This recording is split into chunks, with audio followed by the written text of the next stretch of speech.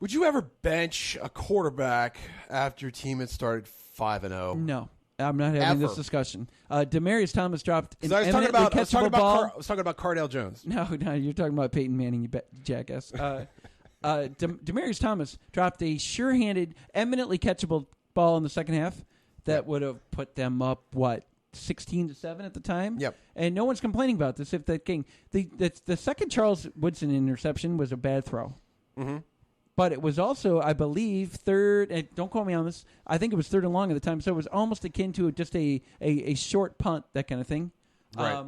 That was his first career interception against Peyton Manning. Did you know that? Yeah, and then he had 2 for the day. He had 2 for the day? Yeah, and the announcers only brought up, I should have kept a running tab, they only mentioned the whole Woodson, Peyton, Heisman thing of 1997 about 17 times. We were going to play some audio, but that fucking... Well... That's where the post edit comes in. That's where the post edit crew comes in. No, I would not bench Peyton on a 5-0 team ever. Old arm. I'm sorry, you're riding him. It's not like the Broncos could have easily taken Russell Wilson. The Jaguars took they took a punter, Brian Anger. That's Is right. that his name? Yeah. Yeah. They took a punter just ahead of him. The Broncos had interest in Russell Wilson, not knowing that he was going to be some kind of savior. Right. Here's the deal. If Peyton Manning were the quarterback for the Broncos and he has never missed a significant snap, right? Yeah. Would we even care who Russell Wilson is right now?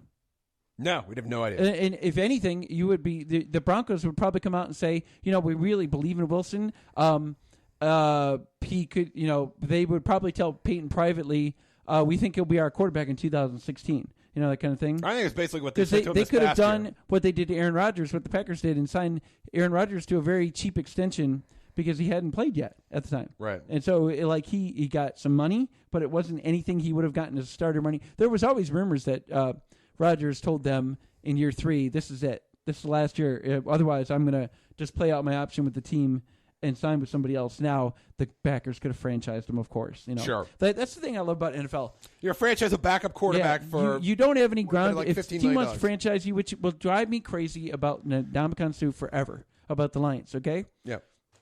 They didn't have to re-sign him as a franchise, but they kept backloading his contract. They kept redoing it. So eventually his cap number was $25 million, even though he wasn't getting $25 million a year. Sure. It drives me crazy. Everyone's like, well, if the Lions would have signed him, they wouldn't have had any money to sign anybody else. Well, they didn't really go out and sign anybody else anyway. Right. And here's the deal. If Sue wanted to get out of Detroit that badly, and I believe that he did, he would have been, I think he was 28 this year, so he'd have been 29 next year. I guarantee you, he wanted out of town sooner than later. So all the Lions would have had to do was to franchise him, then tender them that 1-year offer of whatever it is, $14 million. Yep. And if he signs it, then he gets paid obviously $25 million for a year. And the Lions would have just had to bite the bullet on that one.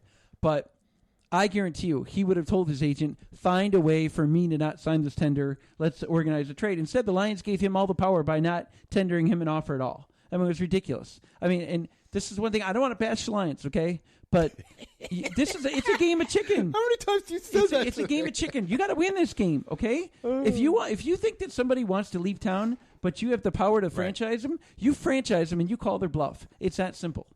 But I think this is what the Broncos tried to do with Peyton last year, when they're like, all right, this $4 million we were going to pay you, yoink, we're going to take that back. We're sending you a little hint here. Do you really, really want to play football for us this year? I don't. And he's like, well, fuck it. I'm going to make like another $10 million doing these stupid nationwide ads. They're much better with Peyton than they are with Brock Osweiler. No question. Don't you dare. But I think they would have been that. comfortable going into the season with a good defense and C.J. Anderson and saying, You know what would break it's my the heart? AFC West. It's terrible. Let's roll with it. You know what would break my heart? What's that? Because I love Matthew Stafford more than anything. If Matthew Stafford was the quarterback for the Denver Broncos next year. They're talking about getting rid of Matthew Stafford. Did you see this today? I think it was somebody on Freep. They're like, time to move on from Matthew Stafford. Well, no, that's one guy's opinion. But then anybody would say that at all. No, it's insane. Matthew Stafford's problems are twofold. He doesn't seem like he's having a lot of fun, that's probably true. That's not. It's easy to say, well, he's getting paid a lot of money. Well, if everything was going wrong and everyone was blaming you for that problem, there's times if you ask NFL players, there's times that they hate football. Like, ask an offensive lineman, do you really love football all the time? They're going to go, absolutely not. Matthew Stafford had the look on Sunday after he'd been benched, and he knew it was akin to a goalie having a bad night in net, and you just move on, and then, like, he's going to be the starter next week, yada, yada. He had the look of a guy who's sick of football right now. That's fine. But they need to, he needs better coaching. They need whatever. Like, it just bothers me that the Lions had their choice, and Matt Millen made a lot of mistakes. I understand. I mean, like, I have no problems admitting that, even though he was my boss.